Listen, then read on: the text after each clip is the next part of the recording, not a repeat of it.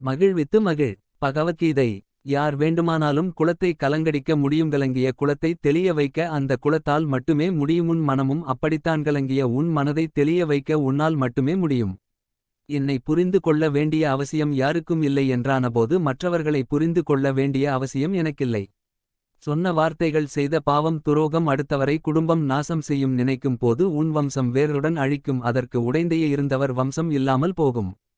ஒருவனால் தனது தற்போதைய உடலை நீக்கும் முன்பு ஜடப்புலன்களின் உந்துதல்களைப் பொறுத்து கொள்ளவும் ஆசையையும் கோபத்தையும் கட்டுப்படுத்தவும் முடிந்தாலவன் நன்கு நிலை பெற்றவன் ஆவான்.